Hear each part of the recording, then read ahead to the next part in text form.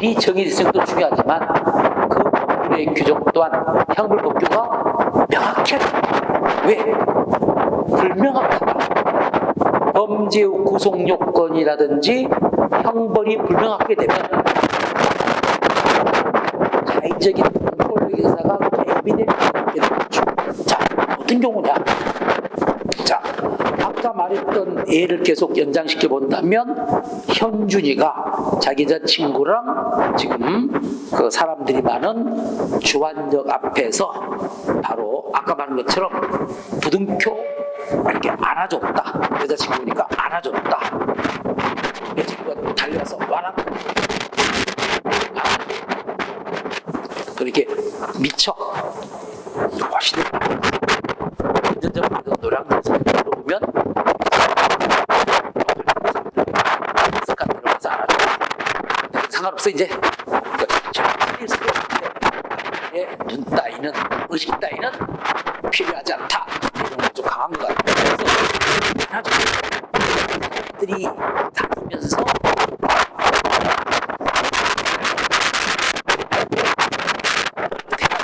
별것 대낮에 뭐 하는 거야 짓거리가 막 하면서 둘이 이제 두 남자가 껴안고 있으니까 막 차고 다니고 막 그런데 마침 지나가던 경찰관이 그 현장을 목격하더니 현행범으로 지나가고 체포를 하는 거야. 아니 그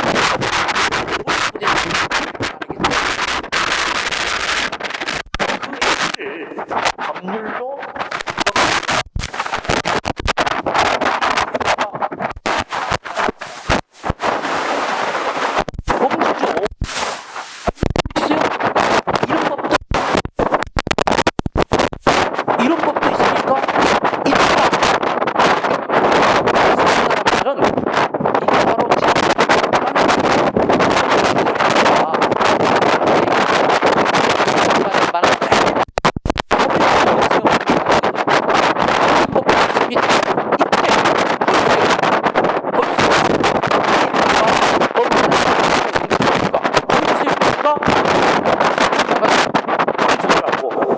법조문은 갖고 다니지 않겠지만 여러분이 핸드폰 그거 하나 입력해라. 네이버든 답을 보면 거기다가 대법원 종합법률정보를 하나 이제 검색해 보면 이제 그걸 보면 이제 대법원 종합법률정보가 나와. 그러면 이제 판례 번호만 거기다 입력하면은 바로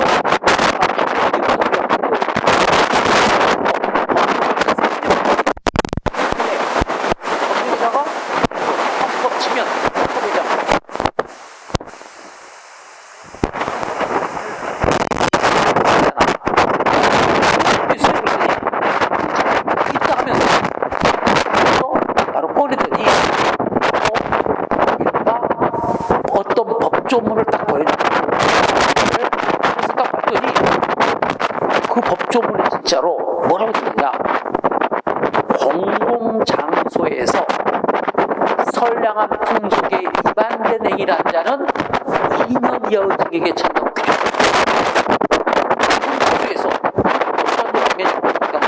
그런데 문제가 이거야. 선량한 풍속에 위반된 행위를 한 자는 2년의 징역에 처한다고 돼 있어. 여기서 그 문제가 있는 거예요. 경찰은 이 친구를 현행범 체포한 경찰관은 이 법조항에 위반된 현행범으로 생각하는 거예요. 이 행위가 선량한 풍속에 위반된 행위라고 생각을 했고, 반면에 이때 현준이는 할 말이 있어. 봐라 여기 있잖아 하고 보여주더라고. 근데 보니까 진짜 공공장소에서 선량한 풍속에 위반된 행위 한 자는 이렇게 나오고 돼 있어. 그러면 그걸 확인해서 맞죠? 자, 그럼 할 말이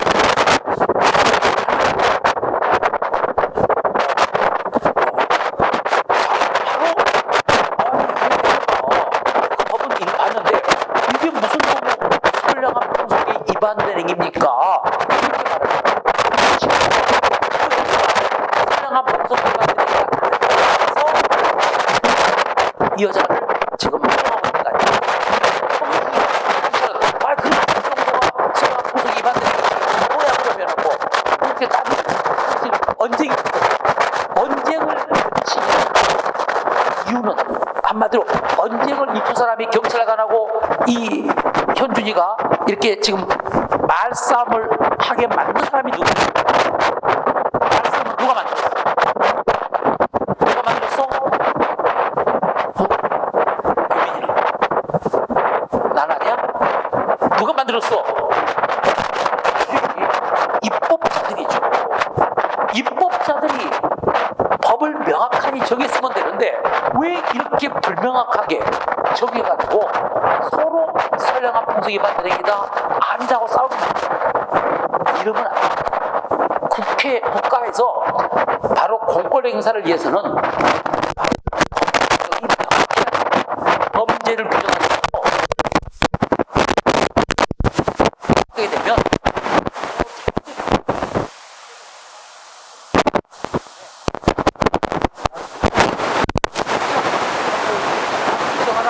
이거라고 명확성에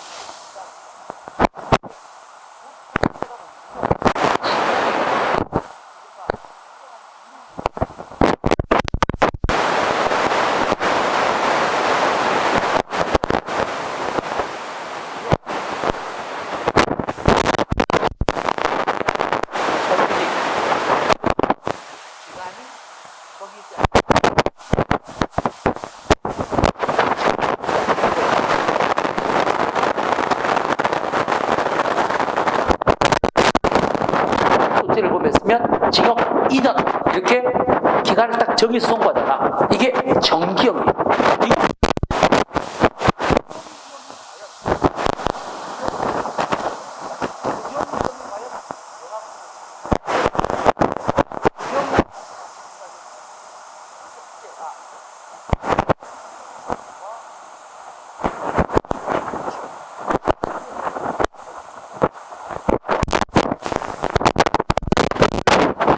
정해지지 않지만 특정한 범위가 정해져 있어.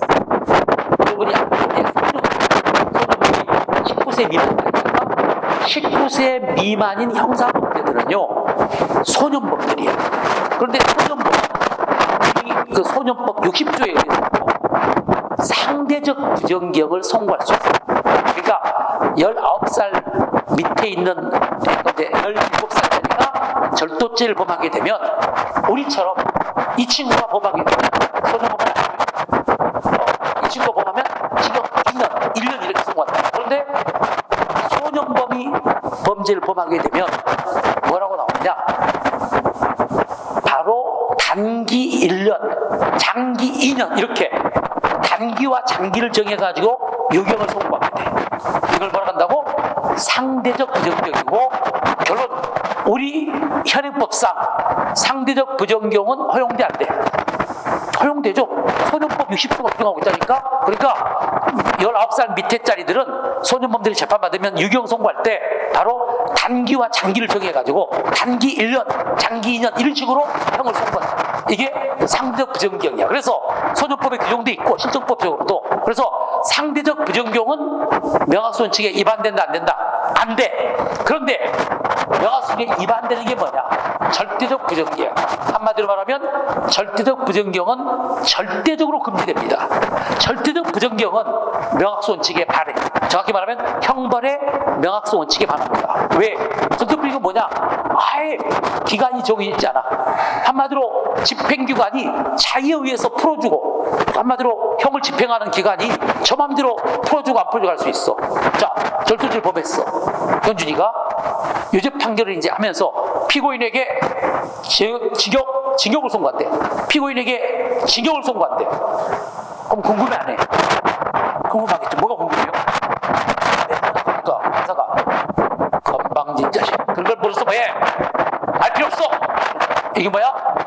그게 절대적 부정경은, 절대적 부정경은 교도소장이 형 집행하는 사람이 마음대로, 정확히 말하면 이제 법무부 장관이 있죠. 형 집행이 되니까 저 마음대로 프로토콜을 거기다가 형 집행 기간에 재량에 맡겨둬.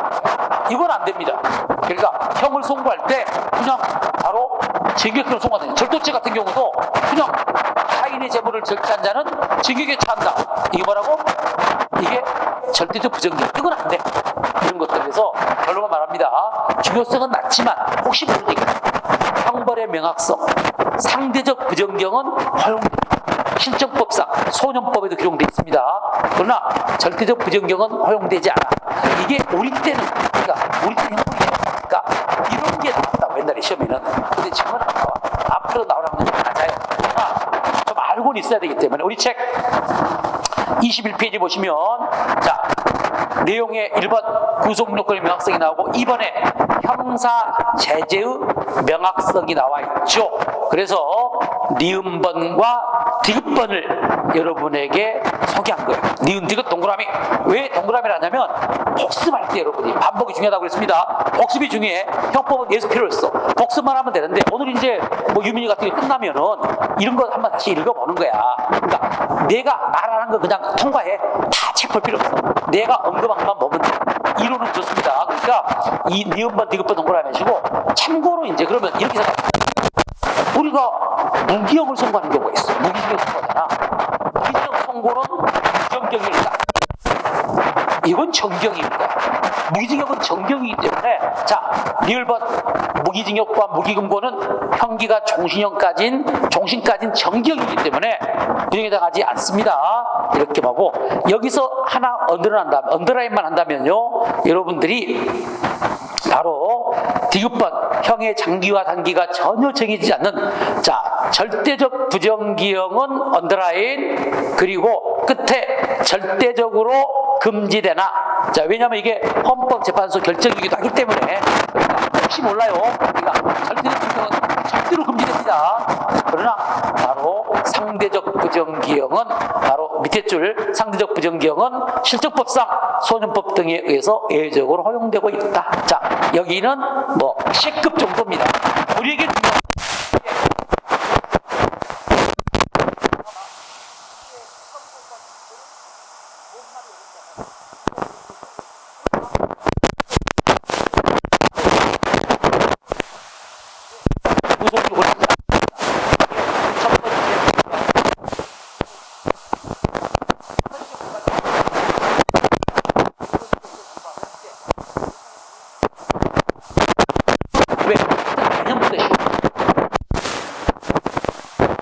살인죄 그러면 사람을 살해한 자, 절도죄, 타인의 재물을 절취한 자.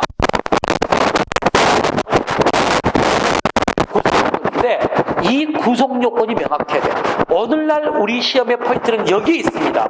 여기에서 판례나 헌법재판소의 결정이 출제가 돼. 그래서 명확성의 원칙 위반 여부가 바로 이제 중요합니다. 그런데 참고로 말하면 우리 학생들이 가끔 눈치가 없는 분이 있어요. 눈치가. 왜냐면 하긴 그렇게 눈치 없어서 어떻게 경찰 시험을 경찰을 하려고 하는지 모르겠어. 나는 영어 뭐 실력보다도 오히려 어떻게 보면 법 실력보다도 더 중요한 건 여러분이 가지고 있는 눈치라고 생각해. 경찰 특히 왜? 여러분 수사를 리스크를 살잖아. 수사를 하는 여러분들이 눈치가 없으면 되겠어. 왜 말하냐면 이제 우리 시험의 명확성 원칙 위반 여부들이 시험에 출제가 돼요. 위반되는 판례, 위반되지 않는 판례인데도 마찬가지야. 자, 우리 판례를 검색해 보면, 우리 판례를 정리해 보면 명확성 원칙에 위반되는 판례와 위반되지 않는 판례 어떤 게 많을까? 위반되지 않는. 그렇죠. 훨씬 많습니다. 훨씬 많아. 명확성 원칙에 위반되는 판례는 딱 정해져 있어. 공선하였고 뭐 저가 잔정 이런 식으로 몇 개 안 돼. 왜 그러냐? 어떤 형벌법규의 명확성 원칙에 위반된다고 하면 이게 어떻게 돼버려? 헌법 위반되니까 무효가 돼버리고 개정을 해야 돼. 헌법 기분 나빴나? 이 자식들이 우리가 공들여서 범죄를 정의했더니 무효라고? 기분 나쁘해. 그러니까 그 점을 고려한다고 하는 찬성가 6명 이상의 찬성이 있어야만 명결되는 거예요. 네. 우리가 이제 명확성 원칙 위반 여부 판례를 공부했을 때, 봐봐. 제가 왜 이 말 했냐면은, 시험장에 갔을 때, 모든 판례가 나올 수가 있어요. 명확성 원칙 위반 여부를 명확성지 위반 여부에 판례가 있었나? 처음 들어봤어. 처음 들어봤다. 그러면 위반된다고 생각하면서 문제를 풀어야 돼? 위반되지 않는다고 생각해서 풀어야 돼. 그렇지, 위반되지 않는다고 생각해야 돼. 그래야 맞을 확률이 훨씬 높아요. 위반됐으면 이미 우리 뭐 강의할 때 떠들었거나 모의고사로 나왔든지 나왔을 거예요. 위반되지 않았을 때 계속 지금 우리가 몰랐던 거야. 반면에 또 하나 정말 하고 싶은 말은 뭐예요? 바로 우리 판례 중에 내란죄의 행위태양이 바로 이제 내란 예비음모 선동죄 선동죄 선동, 내란 선동죄 선동, 사기죄의 기망, 음화 반포죄의 음란, 이것들이 명확성 원칙 위반되고 판례들이 있어요. 있어. 이것들은 명확성 위반될까 위반되지 않을까? 응? 그러니까 내란 선동죄 선동, 구성요건 선동, 사기죄 기망, 음압 판매죄 음란한 물건에서 음란, 명확성 원칙에 위반돼 안 돼? 안 되죠. 왜 안 될까? 어떻게 알았어 안 되는지? 그렇죠.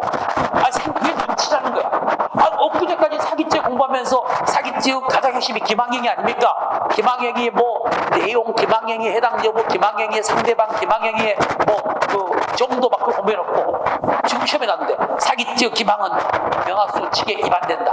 오, 이게 말이 됩니까? 이렇게 눈치가 있어? 그리고 내란죄에서 판례가 내란 선동죄와 내란 음모죄 아닙니까? 선동 음모에 대한 판례들이 중요해. 이석기 전 의원 사건 때문에. 그런데 그거 딱 공부해놓고 선동의 뭐 정도에 공부해놓고 내란 선동죄 선동은 뭐 명확한 불명확한 개념으로서 헌법에 위반된다. 이게 말이 돼? 왜? 그것들이 명확성지 위반되면 뭐가 된다고? 헌법에 위반되기 때문에 그 법률 조항이 무효가 된다니까. 우리가 공백해서 안 했겠어? 안 했죠. 거기까지 했잖아. 했는데 왜 명확성이 위반된다고 그래? 그런 눈치가 있어야 된다고. 눈치가 있잖아. 자, 그런데 이제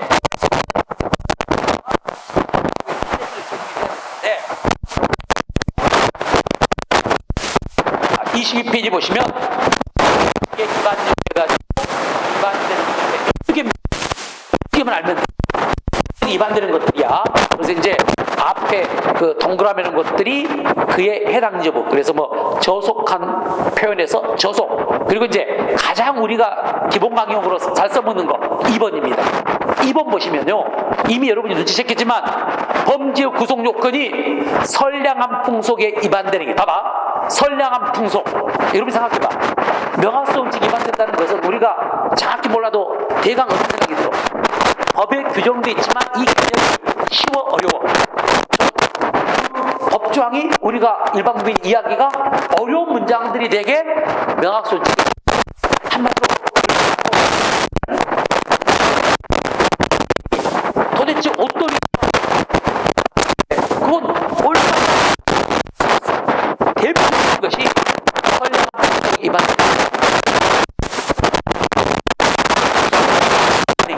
선량한 풍속 위반행위. 또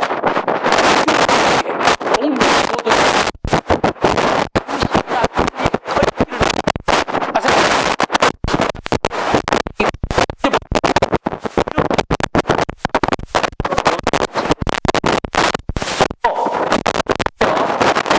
외국한 구정의 도박, 기타 범죄 등 선량한 풍속 및 사회질서에 반하는 행위란 요건은 지나치게 광범위하고 불명확하기 때문에 형법의 명확성 원칙에 반한다죠. 그런데 이건 아주 중요하지만 시험에는 잘 안 나와요. 왜? 왜 안 나올까? 너무 쉬운. 그러니까 원래 가장 대표적인 판례지만 이것 되면 어지간히 맞춰버리거든. 그래도 알아둬야겠죠. 자, 그리고 또 이제 우리가 볼 것 중에 여러분들이 보면은 이제 그 7번에 보시면 공공의 안정질서 또는 미풍양속을 해야 하는 게 도대체 미풍양속이 뭔 말이야? 미풍양속을 해야 하는 거? 두 번째 거 아까 말한 약국 그 공공의 안정질서 이런 것들 구성하는 것은 이런 개념이 너무나도 다의적이죠. 그래서 이건 명확하지 못해. 그래서 명확성 원칙에 위반되는 것이고 10번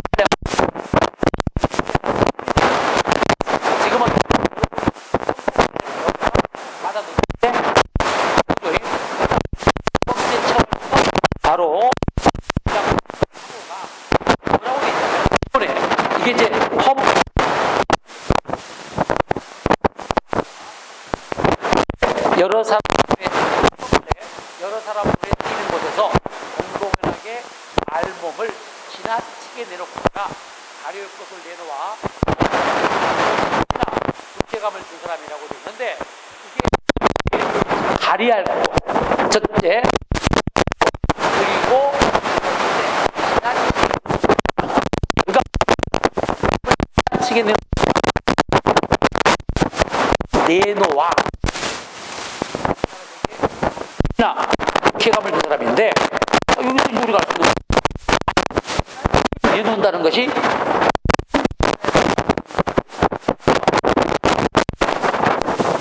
학생이 오늘 이쪽 저쪽 왔다 갔다 걸어다니고 있어. 알고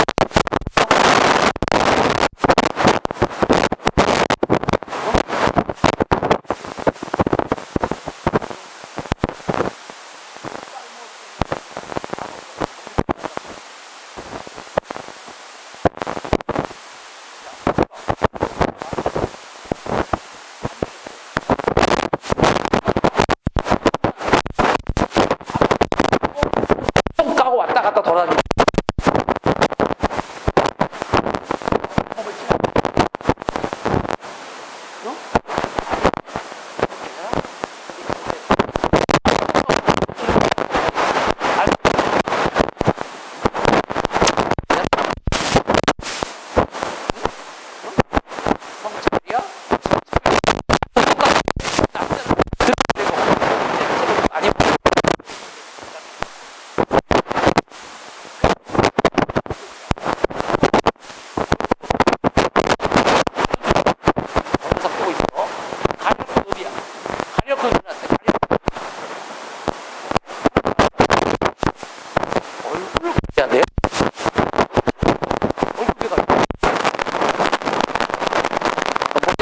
살지 말라는 거야. 그렇죠? 확인하고 있어야 돼요.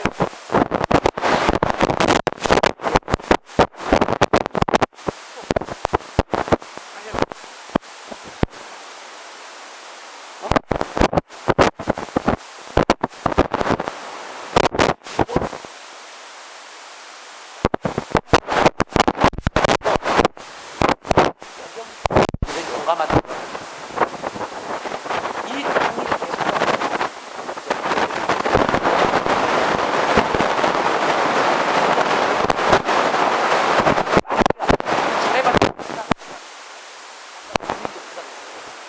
라고 말하는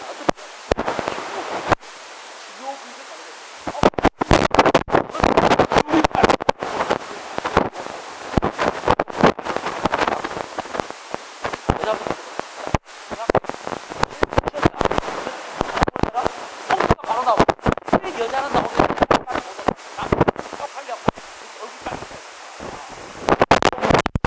엉덩 여자의 이런 것들이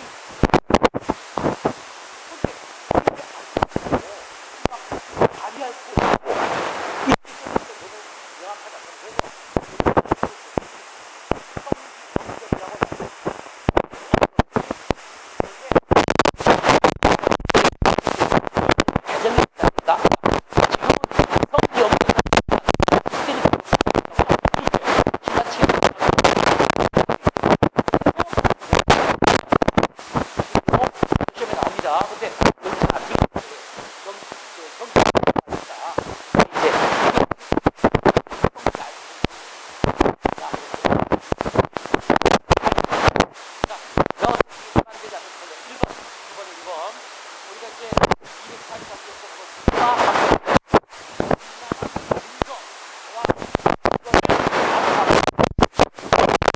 진짜로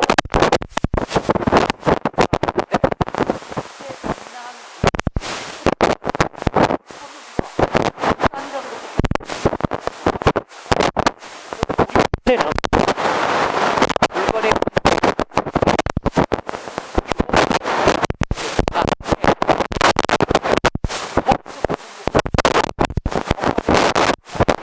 의미를 확정하는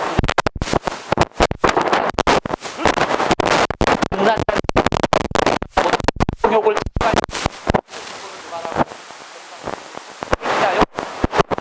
말하는 것이라고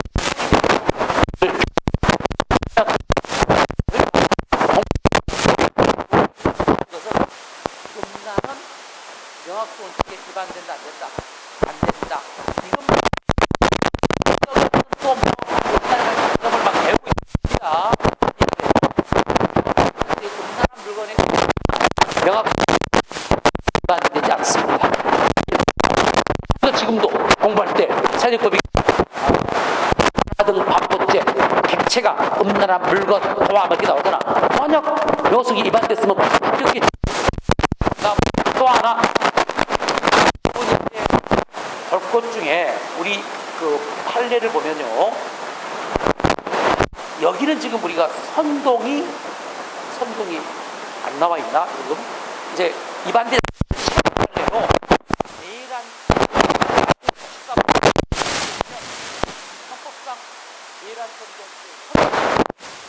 이게 바로 내란 선동죄 선동은 명확히 기록한 게 아니라 아닙니다. 지금도 우리가 써먹고 있습니다. 그리고 또 하나 볼 것 중에요. 10번 보시면 꼭 이거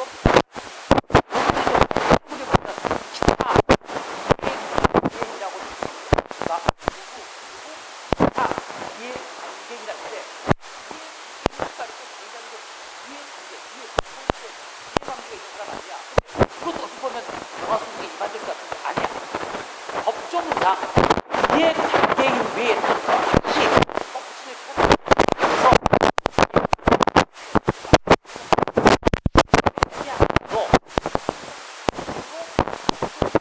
없는 거 이해관계도 법조문상의 이해관계 죠.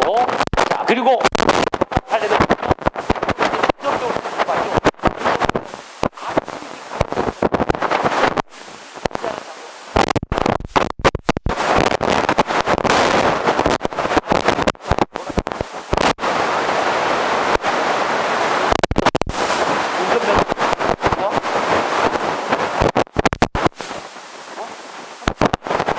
나오는 도로의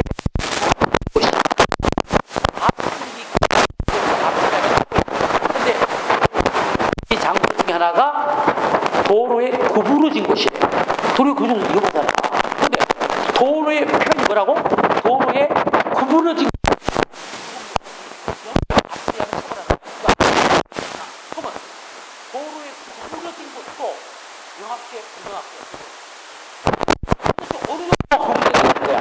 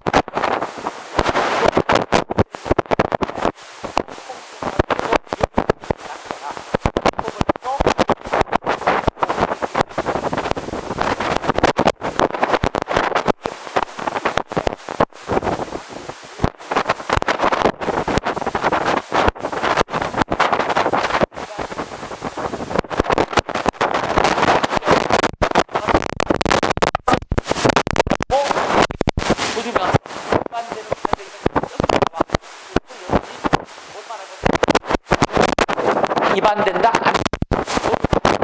위반된다. 음란이란 표현 된다 안 된다. 선동이란 표현 된다. 이 식으로 답만 바로바로 나옵니다.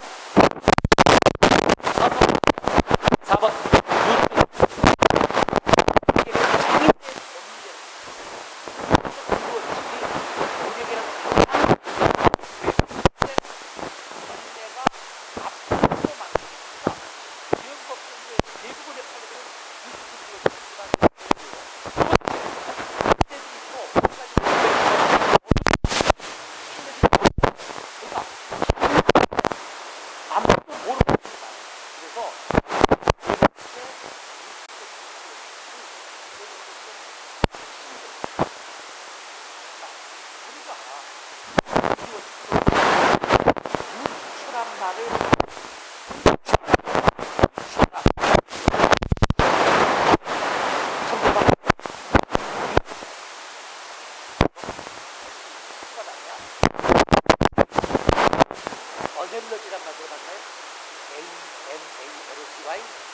어드레스가 6천. 우리가 내가 대학교 때 업계불이 22,000, A부터 나오잖아. 어드레스가 6천. 문서가 비싼 비싼 말을 뭐라고 한자로 비싼 말을 한자로 유사하다.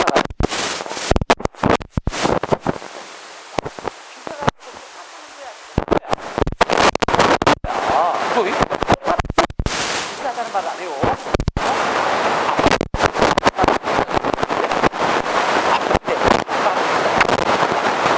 왜?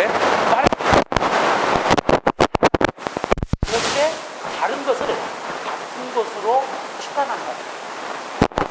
추리한다는 뜻에서 A하고 A 다시를 바꿔요. 그런데 유사하잖아. 유사하다는 게 표를 이렇게 유사한 게 같은 건 이건데 이건 유사하다는 거예요. 이게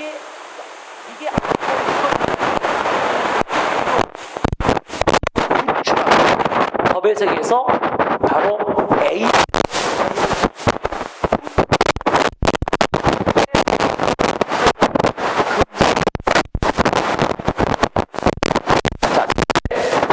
유추해석을 허용하는 것은 권력 분립 정신의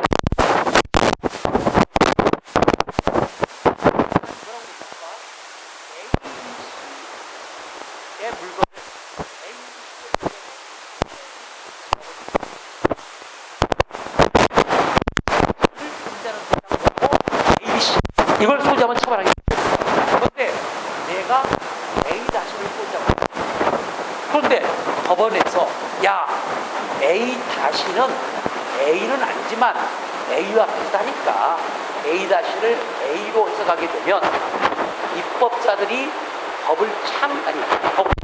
사법부에서 법을 창구하는 걸 허용하게 됩니다.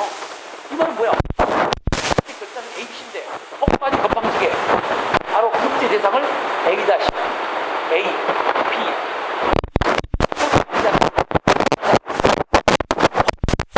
법을 해석하는 기관이지 입법기관이 아닌데 유추해석을 허용하게 되면 법관의 법 형성을 인정하게 되기 때문에 바로 이른바 권력분립 정신에 반하는.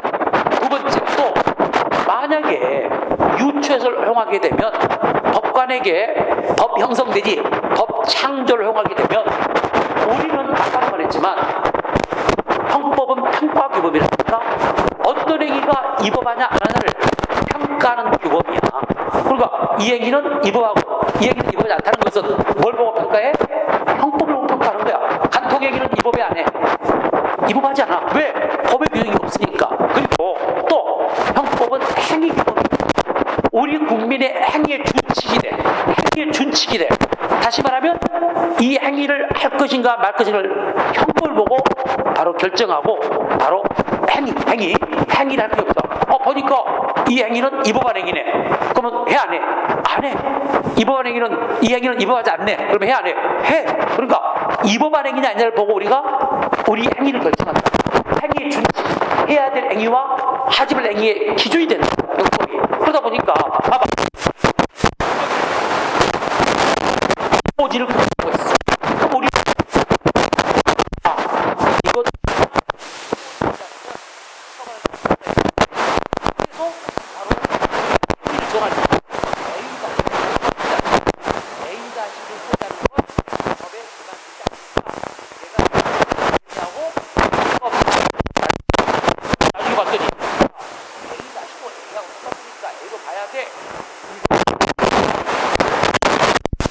자의적 해석의 자유와 권리가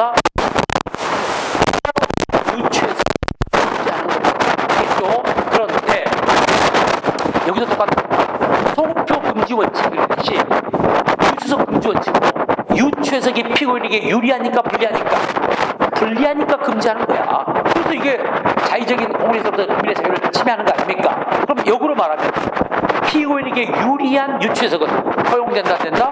허용돼. 그러니까 유추해석을 절대적으로 금지하는 건 아닙니다. 피고인에게 유리한 유추해석은 허용돼. 그래서 우리 책 보시면 자 유추해석 금지 원칙에 뜻이 나와 있고 그리고 이제 취지가 방금 제가 말한 게 나와 있고, 적용 범위의 3번에 1번. 자, 2번 동그라미. 3번 2번. 피고인에게 불리한 유추해석만 금지되고 피고인에게 유리한 유추해석은 허용된다. 이렇게 돼 있죠. 유리한 유추해석은 허용된다. 이렇게 돼 있는데, 자, 우리가 이제 이해할 것이 유추해석의 뜻을 아직도 나는 잘 모르겠다. 유추해석이 뭔지 아직도 모르겠다. 그래서 이제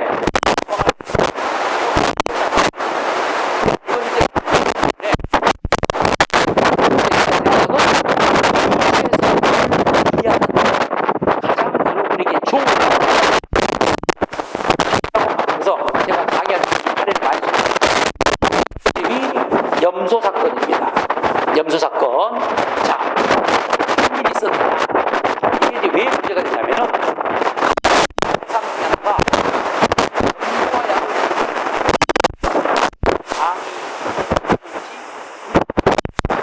여러분들은 염소와 양을 구별할 줄 알죠? 구별할 줄 알아야만 이게 이제 의미가 있습니다. 축산물 가공 하면 옛날 게 보면 뭐라고 돼 있냐? 소, 말, 돼지, 양.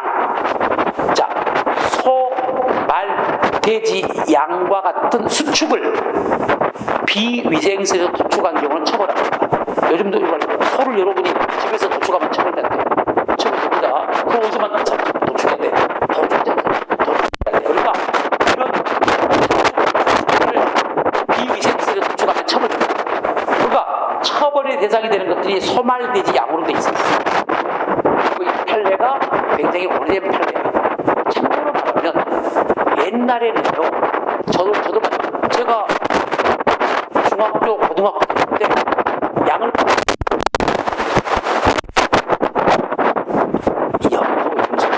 염소니 양을 기른 집도 있어요. 시골에 보면 양 안 기른다니까. 소나 염소를 기르지 양. 제가 양을 처음 볼 때가 동물에서 기르더라고요. 요즘은 이제 대관령 가면 막 삼양 목장 너무 중요하고 양을 하나 본 적이 없는데 그때도 바로 대상이 양이었어. 그런데 피고인이 갑이란 놈이 자기 집에 기르고 있는 흑염소를 축장이 아닌 내과에서 도축을 하다가 누가 고발한 거야. 내과에서 이제 도축하나 내 자식도 그게 좋잖아. 내과에서 흑염소를 잡았는데 누가 고발해가지고 이 피고인이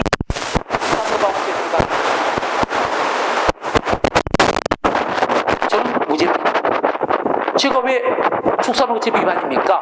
그래서 검찰이 뭐라고 하냐면 당신이 염소를 잡지 않았느냐? 그러니까 예, 염소 잡았는데 양만 있지 염소가 없잖아요. 이게 이제 피고인의 주장이야. 그러니까 처벌 대상이 아니라는 거야. 염소는 여기 없으니까. 근데 검찰은 뭐라고 하냐면 물론 여기에는 없지만 이 양에는 뭣도 포함된다? 염소도 포함된다. 법조문상은 입법단이 양이라고 써놨지만 염소도 포함된다. 그러니까 포함되니까 너는 이 법조항 위반이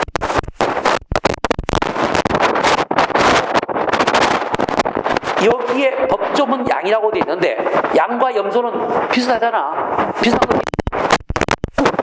속가에 속하는 반추동물입니다. 우가에 속하는 반추동물이야. 우리 학생 중에 아무도 모르더라. 그리고 물어보지도 않아. 우리도 보면은 우리 판례 보면요. 잠깐 어딘데 이게 유축금지책이 봐봐.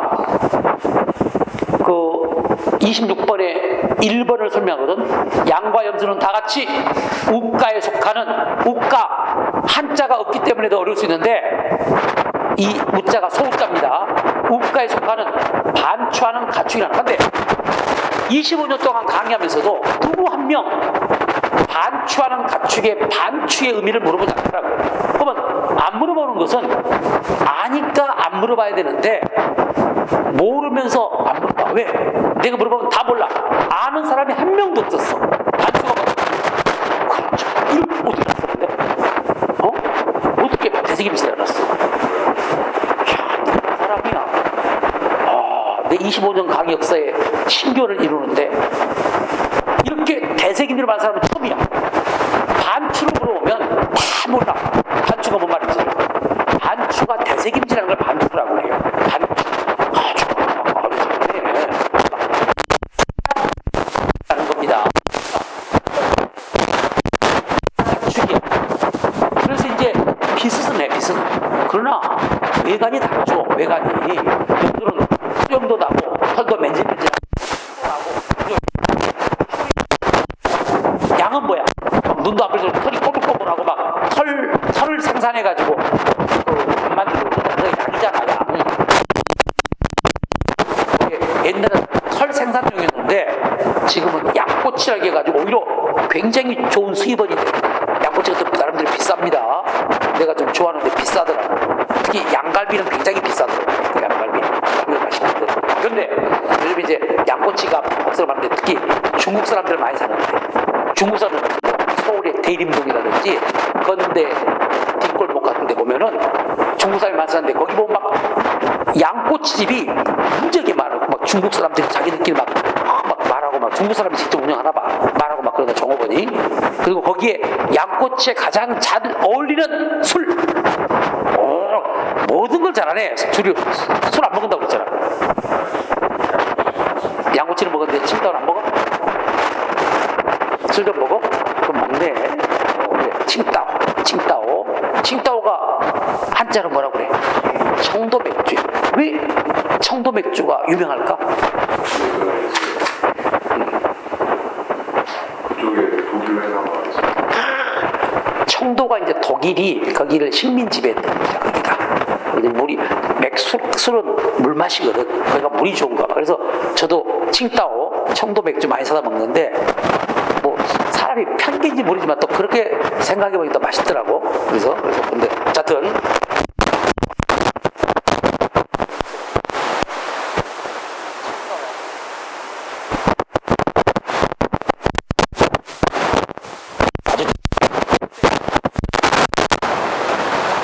달라. 근데 이처럼 염소하고 양이 비슷하지만 다른데 염소를 양으로 해서 가는 거. 이게 뭐라고? 유추해서. 이게 가장 논의가 돼. 비슷하지만 다르지. 그러나 염소를 양으로 해석해서 친구를 처벌하는 것을 무죄 판결했어. 왜? 피고인의 손을 들어준 거야. 염소와 양은 다르다. 양에 염소를 포함시키는 거 뭐라고? 유추해석으로서 허용될 수 법이 개정이 돼가지고 지금은 이런 문제가 없어. 왜? 옆에 뭐라고 돼 있어? 하고 돼 있으니까 이제 당신이 있다는 겁니다.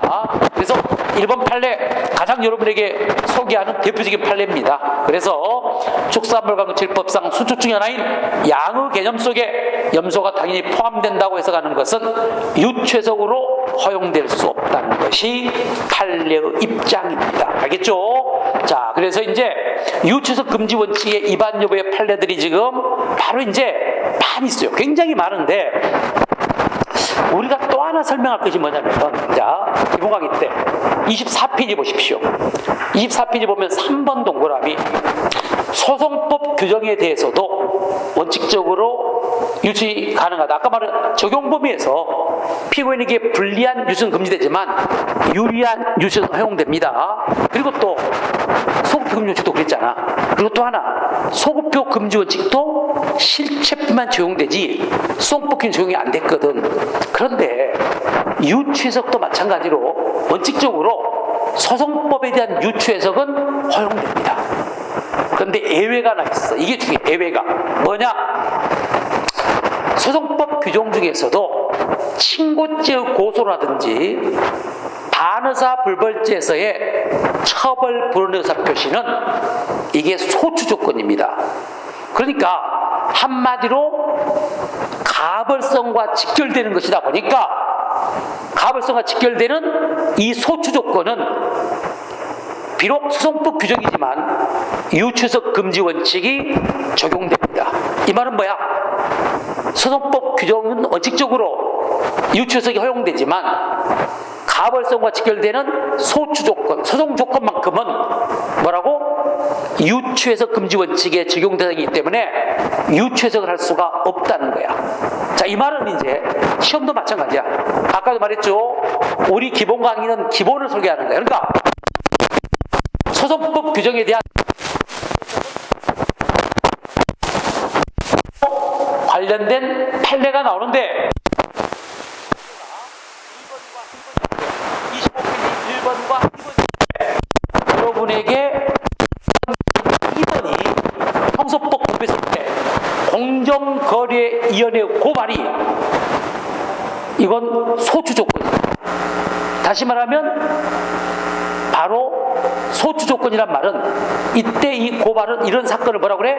전속 고발 사건, 즉시 고발 사건이라고 하죠. 그러니까 이 이른바 공정거래 고발도 전속 바로 고발 사건, 즉시 고발 사건으로서 소추 조건이라고. 그렇죠? 예? 그러니까 그러다 보니까 뭔 문제가 생기냐면은 친권죄 고소 같은 문제가 생겨.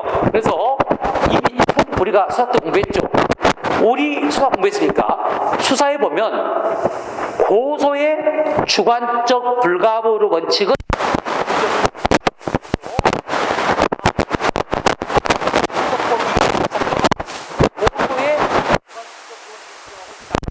그런데 고발에 대해서는 주관적 불가불원칙이 규정돼 있어 없어? 없어. 없다 보니까 어떤 문제가 생기냐면 친고죄 고소라든지 전속 고발 사건에서의 고발도 다 소추 조건이니까 비록 법에는 규정이 없지만 203조 고소의 주관적 불가불 원칙을 유추 적용해 가지고 바로 유추, 그러니까 고발에도 유추 적용을 인정할 수 있지 않느냐. 그래서 고소의 주관적 불가불 원칙을 유추 적용해 가지고 바로 이른바 한 놈만 고발하면 다른 놈들도 전부 다 공범강이 있는 다른 놈들도 이른바 고발 효력이 미치게 하자, 이런 주장이 있을 수가 있겠죠. 그런데 기억나죠? 우리 판례는 OX, X 한마 친고죄 고발도 친고죄 고소처럼 전속 고발 사건의 고소도 바로 소추 조건이지만 명문의 규정도 없이 고소의 주관적 불가분의 원칙을 고발해도 없다. 그래서 바로 2번 봅시다. 친고죄에 관한 고소의 주관적 불가분 원칙을 규정하고 있는 형소법 203조가 공정기원회 고발에도 유추 적용된다고 해석한다면, 자, 이는 공정 고발이 없는 행위자에 대해서도 형사처벌의 범위를 확장하는 것으로서 결국 피고인에게 불리하게 형벌법규를 유추해석한 경우이기 때문에 재형법정지에 반하여 허용될 수 없다고 했죠. 이 판례도 때문에 하지만 오늘 소개를 했습니다. 자, 그리고 이제 넘어가서 26번에 보면 아까 말한 것처럼 받고 또 유추해석 금지 원칙에 위반되는 판례 하나만 더 보고, 국소령 사건인데 여러분이 이해의 편의를 위해서 5번 판례 여러분 5번 판례도 아까도 말씀드렸듯이 유추해석 금지 원칙이 적용되기 때문에 유추해석 금지 원칙 때문에 그것은 이게 나오면 여러분이 잘 맞춰요. 왜? 여러분이 형법을 사기죄를 우리가 탈취죄라고 그래, 편취죄라고 그래. 사기죄를 분류하면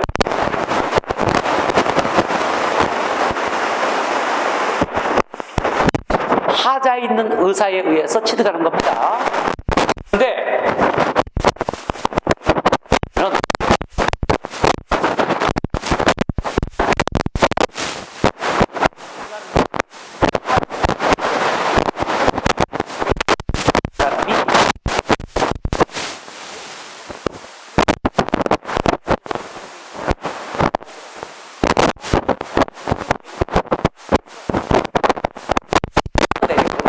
군단에서 내려온 백소령인데 보니까 백뭐라고 써져 있더라고. 백소령인데 이쪽에 안에 간첩이 출몰했다는 말을 듣고 왔다. 내가 순찰을 돌고 올 테니까 총과 실탄을 건네주라 하니까 그 처병이 쫄아가지고, 다시 말하면 진짜로 군대에는 소령인 줄 알고 자기가 소지하고 있던 총과 실탄을 백소령에게 건네줬습니다. 알겠죠? 그 중요한 것은 잠깐 기다려, 내가 바로 올 테니까 하고 갔다고 지금까지 안 오고 있어. 지금까지 안 왔다는 건 뭐야? 영구 미제 사건입니다. 못 잡았어. 영구 미제 사건이라니까. 그놈이 어디로 갔는지 모르겠어. 하여튼 그래갖고 이제 발칵 군부대가 바뀌어 이제 뒤집어졌죠. 누가 책임을 져야 될 거 아니야. 그래서 이제 이 초병을 처벌하려고 하는데 마땅한 제명이 없는 거예요. 그런데 이제 법상 문제가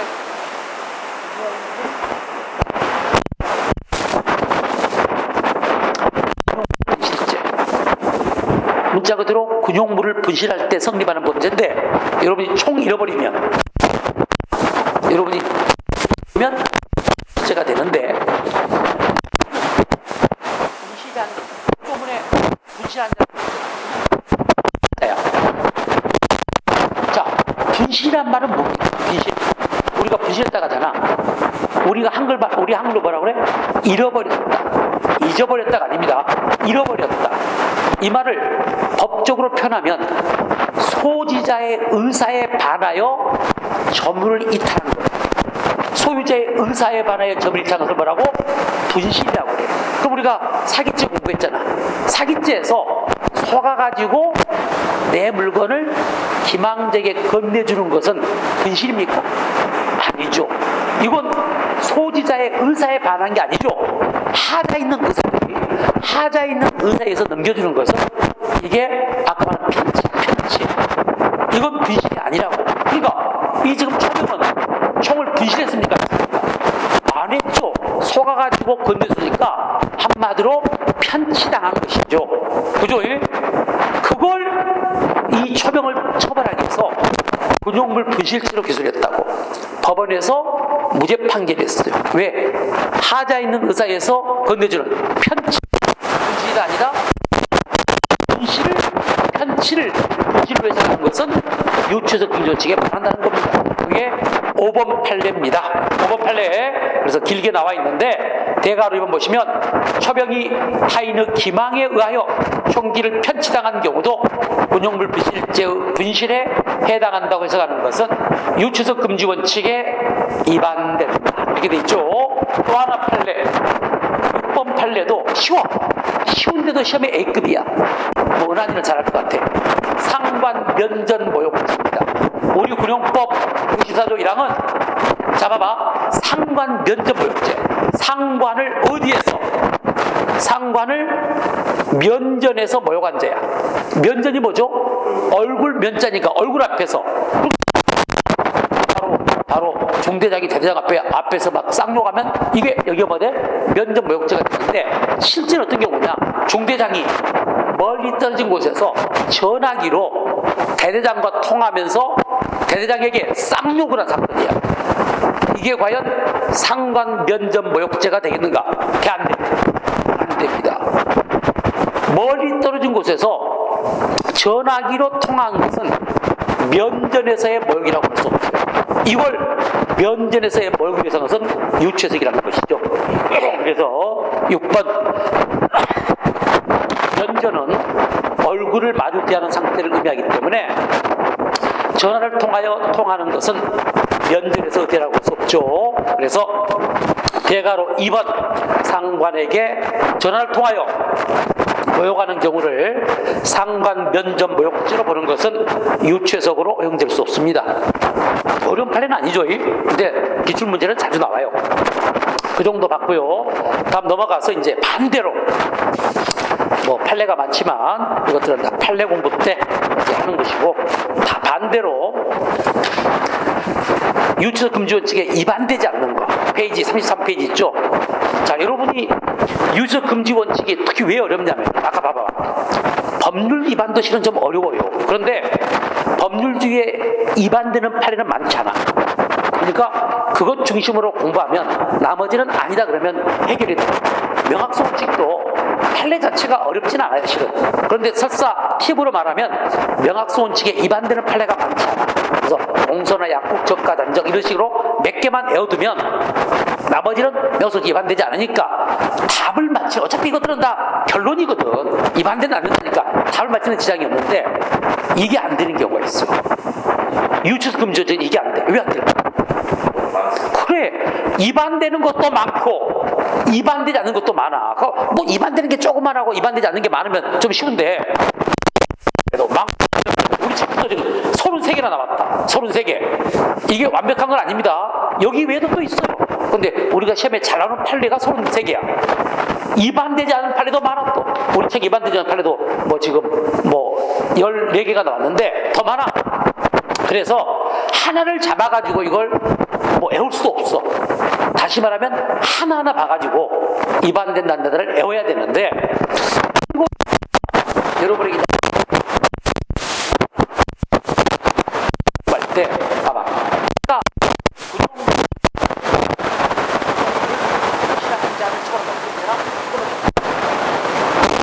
이게 원칙이 어려운 이유가 뭐냐면은 우리 형법상 범죄의 그런 대로 쉬워요.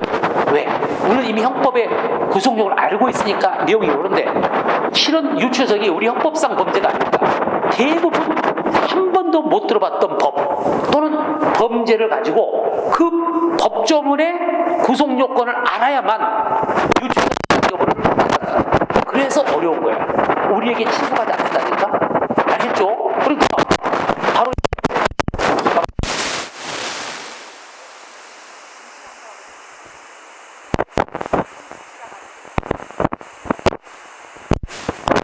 편치와 분실은 같지 않으니까 편치를 분실을 해서 유추석이야. 보통 이렇게 하면 이렇게 있는데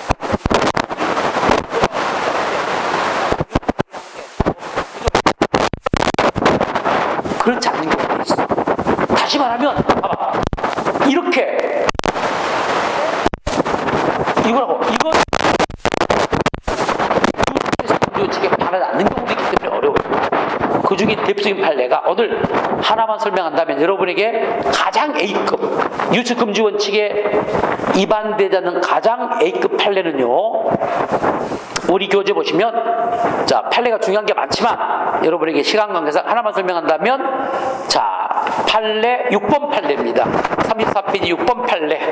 자, 6번 판례가 이제 길게 소개되고 있는데, 이 판례가 약사법 판례예요. 약사법 판례. 그러니까 약사법 44조 1항입니다. 자, 우리 6번 판례 세트 줄 보십시오. 약사법 44조 1항에서 약국 개설자가 아니면 의약품을 판매하거나 또는 판매를 취득할 수 없다고 되어 있습니다. 이런 걸 이해하려면 일단 이른바 약사법 44조를 알아야 돼. 구속 요건을.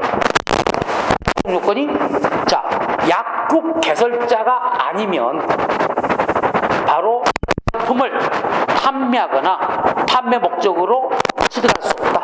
판매하거나 로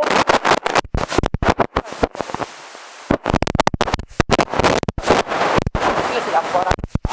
약국 개설자가 아닌 자가 의약품을 판매하거나 판목적으로 취득하면 처벌됩니다.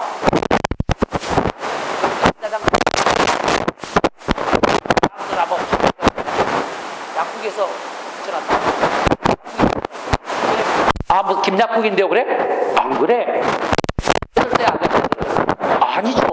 대신 싸게 팔겠다는 거 아닙니까? 이게 법에 위반되는 거야, 지금. 이게 약국 개설자가 아닌 자가 판매하니까 이게 약사법 44조 1항이야, 지금. 알겠죠? 그리고 여러분이 일단 어떻게 해야 되겠어? 비아그라를 사고 싶다 그러면 전화를 걸어. 그럼 이제 뭐가 나올 거야. 그러면 이제 1대1로 만나줄까 안 만나줄까? 안 만나주겠죠. 그럼 현행법 체포해버리는데, 그러니까 이제 뭐 전화번호 뭐 이제 어디 돈 입금하면 돈 뭐 입금하면 어디로 보내겠다 이렇게 나올 거야. 그런데 그런 놈들이 지금 약사법 사회자 일학 위반이라니까. 자, 그런데 옛날에 여러분 모르겠는데 옛날에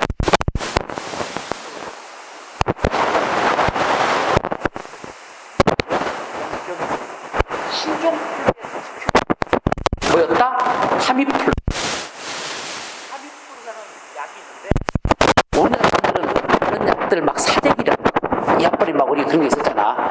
코로나 때문에 뭐 그 약 뭐였죠? 타이레놀이라든지 아니면 마스크 이런 것들 막 약국에서 많이 사놔 가지고 막 품절해서 그러잖아. 우리나라 심리가 그러더라고 보니까. 그래서 신종플루의 특효약인 타미플루를 그 당시 막 살라고 살 수가 없어. 다 다른 사람이 사버려가지고 약국이 없다니까. 그런데 내가 제약회사에 신고를 했어. 그놈한테 부탁을 했어. 야, 미안하지만 타미플루 좀 내가 구할 수 없냐 그랬더니 구할 수 있대. 그래가지고 약 5만 정을 4만 8천 정을 내가 이제 그놈으로부터 취득을 했어. 그런데 왜 취득했느냐? 실은 나는 이걸 판매하려고 한 게 아니고 친지라든지 친구들에게 무상으로 주려고 취득을 한 거야. 알겠죠? 그리고 취득해갖고 나중에 그 친구들이나 친척에게 무상으로 타미플루를 줬습니다. 자, 여기서 무상으로 공짜로 주는 것을 수요라고 그래. 수요. 그러니까 수요와 판매는 같은 말이 틀린 말이야. 판매는 돈 주고 파는 것이고 수요는 무상으로 주는 겁니다. 이 판례를 반년 만 약사법 44조에 자가 아닌 자가 의약품을 판매하거나 취득하는 걸 금지하고 있는데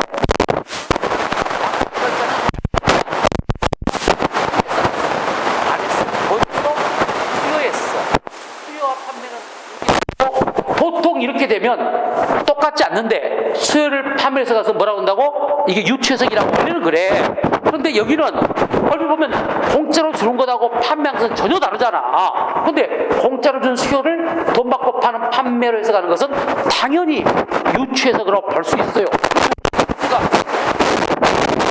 수요를 판매로 해석하는 것은 우할 거야. 그렇죠. 그런데 이게 A급 판례야. A급 판례. 유치에서 가장 잘 나오는 판례. 이건 유치금지 원칙에 위반된다 안 된다? 안 돼. 수요를 판매로 해석한다고 해서 이걸 유치에서 볼 수는 없다. 이것은 입법자의 입법 취득을 고려한 체계론적 해석으로서 바로 유치에서 볼 수 없다는 게야. 그래서 우리 책 보시면 자 끝에 보면 바로 이제 이 35페이지 두 줄을 보시면 자 국내에 있는 불특정 또는 다수인에게 무상으로 약품을 양도하는 수여기도 판매 포함된다고 보는 것은 체계적이고 논리적 해석이지 유추해석이라고 볼 수는 없다는 거. 그래서 결론입니다. 시험에 나올 거 대가로 이번 시험에 나옵니다. 약국 개설자가 아니면 약품을 판매하거나 판매를 취득할 수 없다고 규정한 약사법 44조 1항의 판매에 무상으로 약품을 양도하는 수요를 포함시키는 것은 재형법정의 원칙에 위배된다, 위배되지 않는다, 위배되지 않는다. 이게 중요해. 시험에는 위배되지 않는다가 중요합니다. 위배된다고 나오면 틀리고 이 판례가 초 A급 판례고 판례 이름 타미플루 사건입니다. 그러면 물론 이걸로 시험 끝이야. 그렇지만 왜 엄연히 날 생각은 수요는 공짜로 주는 것이고 판매는 돈 받고 주는 것이기 때문에 똑같이 보면 유추해석 아닐까 생각하는데 이때 우리 판례는 체계적 논리적 해석이라고 했잖아. 입법 취지를 한번 고려해본다는 거야.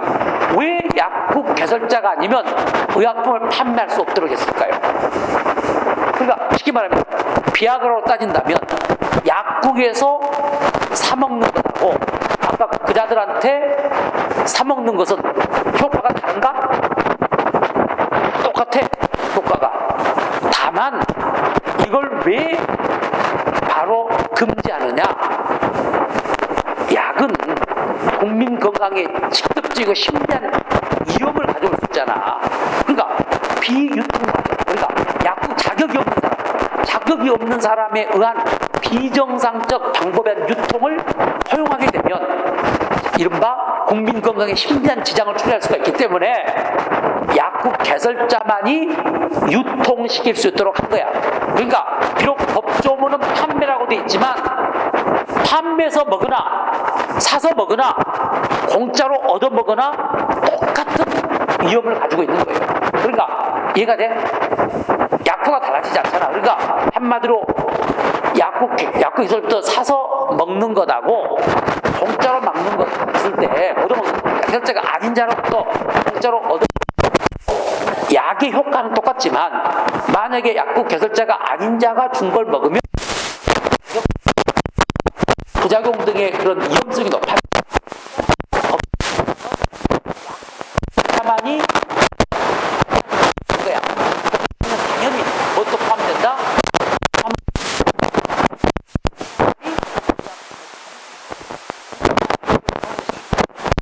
그래서 비록 법조문상은 판매라고 돼 있지만 수요도 포함시. 결론적으로 판매에 수요를 포함시키는 것은 유추금지원칙에 위반되지 않는다는 것이 판례입니다. 그래서 우리가 지금 실은 중요한 판례들이 많지만 시간 관계상 대표적인 판례만 봤어. 그러니까 복습도 그것만 해. 그렇지 괜히 다른 판례까지 공부하다 보면 여러분들이 실은 이제 어려워지고 또 뭐 두려움을 갖게 되고 그래서 복습은 제가 기본 강의 한 것만 판례도 본 것만 보시고 그리고 이제 나중에 이제 오후에 문제풀이 할 때는 이보다 더 이제 많은 판례들을 다루겠죠. 이제 그때 좀 문제를 익히는 것이고 아까도 말했듯이 기본 강의용 그 복습은 제가 강의한 판례만 여러분이 보셔서 이해하면 되는 것인데 가끔 보면 막 몰라가지고 또는 의욕이 넘쳐가지고 다른 판례까지 막 공부하다 보니까 유추금지원칙은 읽어봐도 뭐니 모른다니까 강의 도 없이 알 수가 없어. 그러면 막 이제 형법이 어려워지잖아. 실증 나고 그러면 안 된다니까. 그래서 처음에는 제가 강의 한번